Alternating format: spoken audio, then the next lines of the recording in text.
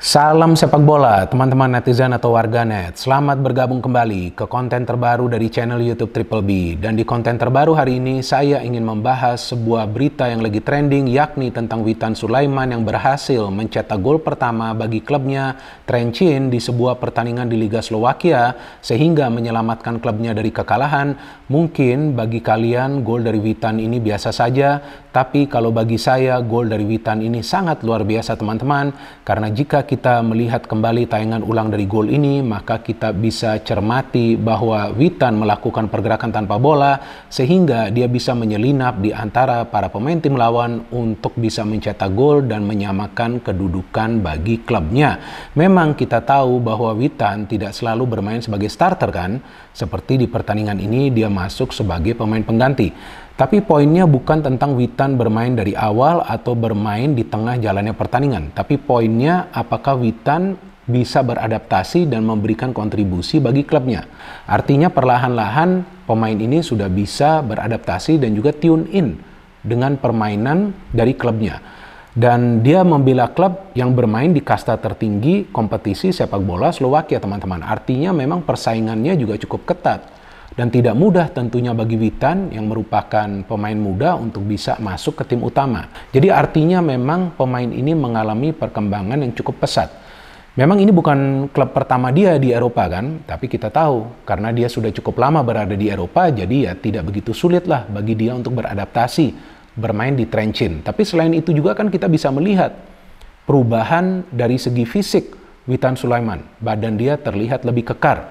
Tidak mudah juga bagi para pemain tim lawan untuk menjatuhkan Witan ketika dia membela timnas Indonesia. Kan kita sama-sama bisa melihat itu.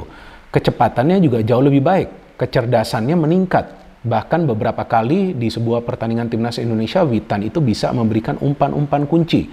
Dia bisa mencetak gol, dia bisa memberikan assist, dia bisa melakukan pergerakan tanpa bola yang membingungkan para pemain tim lawan.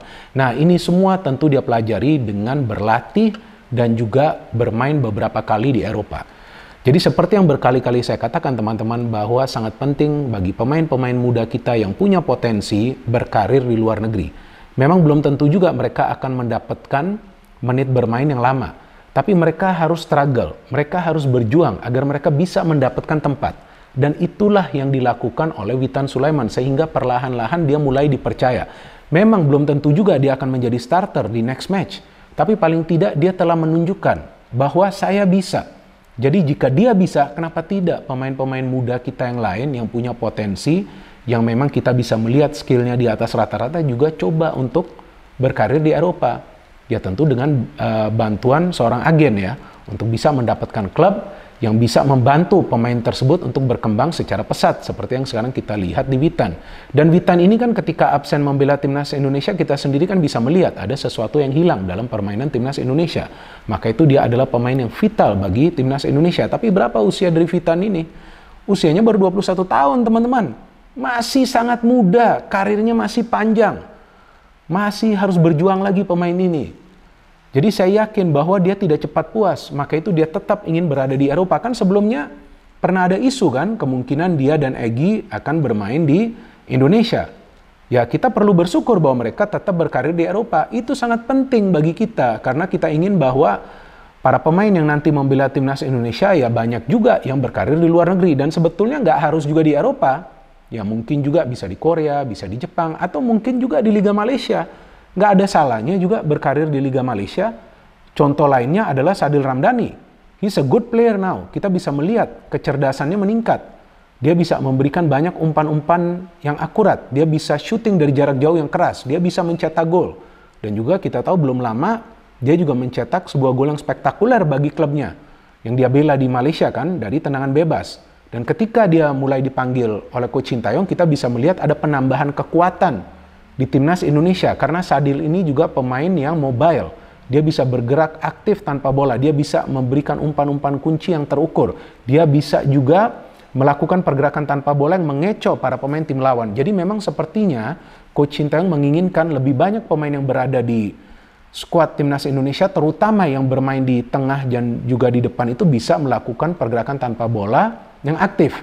Karena dengan mereka melakukan pergerakan tanpa bola dan lebih banyak pemain kita melakukan pergerakan tanpa bola, tentu itu akan menyulitkan para pemain tim lawan yang berada di lini pertahanan untuk mengawal mereka. Jadi memang Sadil ini sejak bermain di Liga Malaysia juga saya melihat fisik dia semakin kekar, staminanya prima walaupun emosinya kadang-kadang tinggi juga. Nah, itu salah satu hal lah yang perlu dia kendalikan. Tapi selain itu secara teknis kita lihat dia pemain yang kuat dan dia pemain yang benar-benar penting juga bagi timnas Indonesia. Dan berapa usianya? Baru 23 tahun, teman-teman. Masih muda. Dan juga kan sudah ada rumor bahwa dia diincar oleh banyak klub di Eropa. Ya, kalau dia mau pindah silakan, tapi kalau dia ingin stay dulu di Malaysia mendapatkan jam terbang yang lebih lama lagi juga gak masalah. Karena toh dengan dia bermain di Malaysia juga kita bisa melihat dia memberikan kontribusi yang luar biasa bagi timnas Indonesia. Dan juga di sana tentu kan pola latihannya berbeda. Kita lihat fisik dia sudah semakin kuat. Selain Witan dan juga Sadil, kita tahu masih ada Elkan Baggett kan teman-teman. Berapa usia dari Elkan Baggett? Baru 20 tahun. Kita tahu dia adalah pemain keturunan Indonesia yang memilih untuk membela timnas Indonesia. Dan dia juga menjadi pemain Indonesia pertama yang bermain di Piala FA Inggris. Ya tentu kan dengan demikian dia mengharumkan nama bangsa. Jadi memang Elkan Baggett menunjukkan bahwa dengan bekerja keras pun kita bisa berhasil dalam hidup ini. Karena juga dia kan tidak serta-merta juga mendapatkan tempat di timnya kan, Gillingham FC. Tapi sekarang kita melihat dia menjadi palang pintu yang sulit ditembus. Apalagi ketika dia bermain bagi timnas Indonesia. Walaupun ya kadang-kadang dia sering kalah speed dia dengan para pemain tim lawan. Tapi dari segi positioning, dari segi duel-duel di udara dia selalu menang teman-teman. Dan usianya juga masih sangat muda, baru 20 tahun loh. Di usia yang muda dia sudah bermain cukup baik bagi klubnya dan juga tentu bagi negaranya. Nah artinya pemain-pemain seperti Elkan Baggett juga jangan sampailah dirayu untuk bermain di Asia. Ya lebih baik dia tetap bermain di Inggris. Jadi biar dia berkarir di Inggris dulu. Kalau memang nanti dia mau ke negara Eropa lainnya juga ya silakan, nggak masalah kan. Jadi biar dia berada di standar tersebut teman-teman. Kemudian selain Baggett, selain Witan dan juga Sadil, ada siapa lagi? Ada Egy Maulana Fikri, jangan lupa dong. Egy ini kan juga pemain yang skillful. Memang performanya di timnas naik turun ya. Tapi Egy ini pemain yang memberikan dimensi permainan yang berbeda teman-teman. Bahkan dia sudah bisa juga mencetak gol bagi timnya ya, Zlate Moravce ya, di Liga Slovakia juga, di kasta tertinggi kompetisi sepak bola di Slovakia. Nah artinya kan pemain ini juga mendapatkan persaingan yang ketat untuk bisa nembus ke tim utama, tapi akhirnya dia sudah bisa kan main beberapa kali. Mencetak 2 gol kalau nggak salah, bisa juga sudah memberikan beberapa kali assist. Kita lihat fisik dia semakin kuat, dia semakin tenang ketika menguasai bola. Cuma ya dia harus lebih pintar lah mencari momen untuk syuting atau melepaskan umpan ke rekan yang lain. Tapi perlahan-lahan nanti dia akan berkembang pesat. Berapa usianya? Baru 22 tahun teman-teman. Jadi lihatlah begitu banyak pemain muda yang sekarang bermain di Eropa. Dan memang mereka juga kan tidak serta-merta langsung mendapatkan tempat. Karena gak ada tuh istilahnya orang dalam di klub-klub di luar. Iya kan? Para pemain harus bekerja keras. Harus struggle dengan sendirinya, harus berjuang dengan sendirinya agar mereka bisa mendapatkan tempat di tim. Kalau memang mereka tidak menunjukkan progres di latihan mereka, maka gak mungkin mereka akan masuk juga sebagai pemain pengganti. Jadi tidak akan mudah.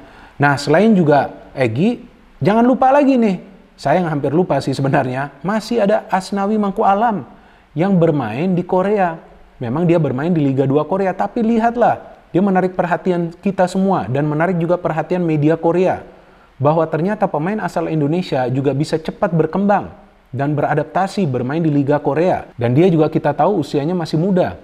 Nah jadi memang pemain-pemain muda ini yang sekarang kita melihat cukup baiklah berkarir di luar negeri.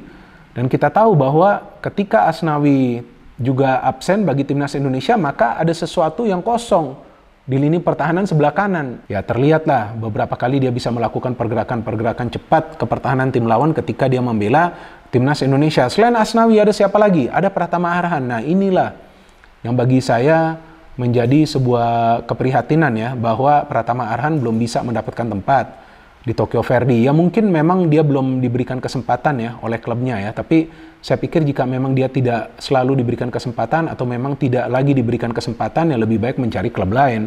Kan ada agennya juga kan, ya kalau nggak di Jepang ya cari juga di Korea, nggak masalah juga kalau bermain di Liga 2 Korea seperti yang dia sekarang bermain di J-League 2 kan, nggak masalah ya, karena cara berlatihnya di sana tuh sudah beda total teman-teman daripada di sini. Mau di Liga 1 atau di Liga 2-nya itu sudah beda dan standarnya itu sangat tinggi dan tidak mudah bagi seorang pemain itu untuk menembus ke tim utama.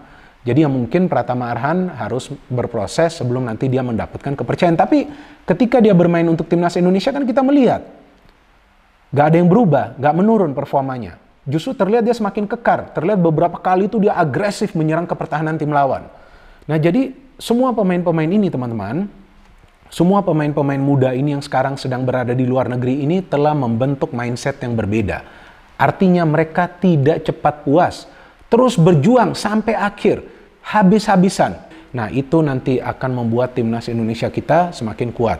Dan saya berharap nanti pemain-pemain lainnya yang masih muda, seperti Marcelino Ferdinand nih ya, salah satu pemain muda yang kita punya, ini juga bisa berkarir di luar negeri. Ada Ferrari juga, ada juga Robby Darwish ya dari Persib Bandung. Nah, ini pemain-pemain yang memang punya potensi. Jadi kita tunggu saja nanti kira-kira pemain mana lagi yang sekarang sedang berkarir di luar negeri akan membuat sebuah trending news atau membuat sosial media bergejolak karena mencetak gol atau juga memberikan assist. Kita tunggu saja teman-teman. Tapi saya yakin bahwa tahun depan akan lebih banyak pemain-pemain muda kita yang bisa berkarir di luar negeri. Saya yakinlah semua melihat perkembangan dari para pemain muda Indonesia yang juga ketika membela timnas Indonesia bermain sangat baik teman-teman. No hate, no politics, only football. Salam sepak bola.